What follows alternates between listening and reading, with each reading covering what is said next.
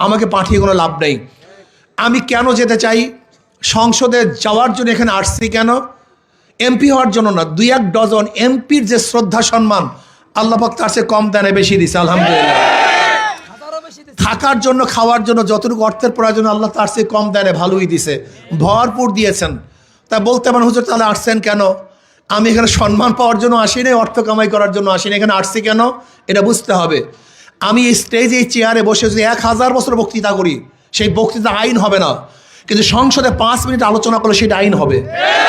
আমি এখানে 1000 বছর আলোচনা করলো এদেশের টাকা বিদেশে পাচার করা রোধ করতে পারবো না, কিন্তু সংসদে 5 মিনিট কথা বললে সমস্ত জালেমদের বিরুদ্ধে টাকা রোধ করার বিরুদ্ধে ইনশাআল্লাহ আইন পাস করতে পারবো। এখানে 1000 বছর কথা বললেও ওই কানাডায় বেগম পাড়া করার থেকে আমরা বিরত রাখতে পারবো না, কিন্তু সংসদে 5 মিনিট কথা বললে ওদের সমস্ত মুখোশকে উন্মোচন করতে পারবো। কথা ঠিক না? এখানে 1000 বছর কথা বললেও গরিবদের অধিকারকে ফিরিয়ে দিতে পারবো না, কিন্তু সংসদে 5 মিনিট কথা বললে কথা কয় না। এই চেয়ার আর সংসদের চেয়ার এক চেয়ার না। এই স্টেজ আর সংসদের স্টেজ এক স্টেজ না, বহুত পার্থক্য। এই জন্য আমরা চাই এই দেশটাকে জুলুম মুক্ত দেশ করতে। মুসলমান, হিন্দু, বৌদ্ধ, খ্রিস্টান প্রত্যেকের অধিকারকে ফিরিয়ে দেওয়ার জন্য চাই। ধরে নেন আমি যদি নির্বাচিত হই, আপনাদের ধারণা কি আমি কোনো হিন্দুর টাকা মেরে খাবো? কোন হিন্দু মেয়ের ইফটিজিং করব, ধর্ষণ করব, সিলোথানি করব? তার মানে আমি নির্বাচিত হলে সমস্ত হিন্দু মেয়েরা আমার কাছে নিরাপদ।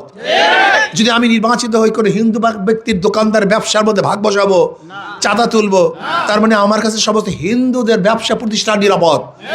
আমার কাছে সমস্ত হিন্দুদের ধর্মীয় প্রতিষ্ঠানগুলি নিরাপদ। তার মানে আমি নির্বাচিত হলে জুলুম থাকবে না, অত্যাচার হবে না, অবিচার হবে না, সাম্য, মানবিক মর্যাদা, সামাজিক ন্যায় বিচার প্রতিষ্ঠিত হবে। প্রত্যেকটা মানুষের অধিকারকে ফিরিয়ে দেব। আমি বিশ্বাস করি আল্লাহ যদি আমাকে কবুল করেন, কমপক্ষে আমার কনস্টিটিউশনের মধ্যে মিথ্যা মামলা, কেউ মিথ্যা মামলায় হয়রান হবে, এটা হতে দেব না ইনশাআল্লাহ। এটা হতে পারবে না, বিশ্বাস করেন, এটা হতে পারবে না। কোনো মায়ের বুক খালি হবে না, কোন স্ত্রী বিধবা হবে না ইনশাআল্লাহ, কোনো বাচ্চা এতিম হবে না ইনশাআল্লাহ। আমি চেষ্টা করব সাম্য, মানবিক মর্যাদা, সামাজিক ন্যায় বিচার প্রতিষ্ঠা করতে। যুবকদেরকে কর্মসংস্থান কিভাবে করা যায় সেই ব্যবস্থার জন্য চেষ্টা করব। আমার মা বোনদের ইজ্জত আবরুকে রক্ষা করার জন্য চেষ্টা করব।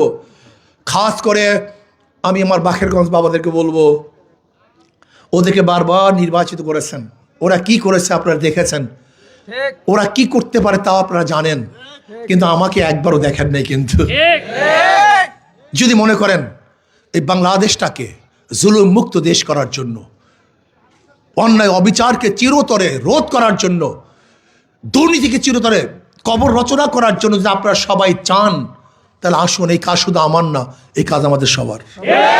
এই দায়িত্ব আমার না, এই দায়িত্ব আমাদের সবার। মুসলমান, হিন্দু, বৌদ্ধ, খ্রিস্টান, মুরব্বী, যুবক, পুরুষ, মহিলা, সবার দায়িত্ব। এই কাজ শুধু আমার না, এই কাজ আমাদের সবার। এটা আমার দায়িত্ব না। এ দেশকে বিনির্মাণ করার দায়িত্ব শুধু আমার না, এ দায়িত্ব আমাদের সবার। কাজে যদি আমার কথার আস্থা থাকে যে আমি গরিবদের টাকা মারবো না, জুলুম করবো না, অত্যাচার করবো, চাঁদাবাজি করবো না, যদি আমার কথার আস্থা থাকে, আমি অনুরোধ করব একটা বার চেষ্টা করুন, একটা বার ঝাঁপিয়ে পড়ুন। ইনশাআল্লাহ যদি আমার পক্ষে, হাত পাকার পক্ষে আপনারা নামেন, আপনাদের মুখে কালি লেপন হবে না, ইনশাআল্লাহ লজ্জিত হবেন না যে আহা করলাম কি হইল, হবে না। আপনাদের হাসি আরো বাড়বে, সুখ শান্তি আরো বাড়বে, আনন্দ খুশি আরো বাড়তে থাকবে, কমবে না ইনশাআল্লাহ। গরিবরা বুঝেই না আমরা ওদের আপন, সবচেয়ে ওরা বুঝতেই চায় না।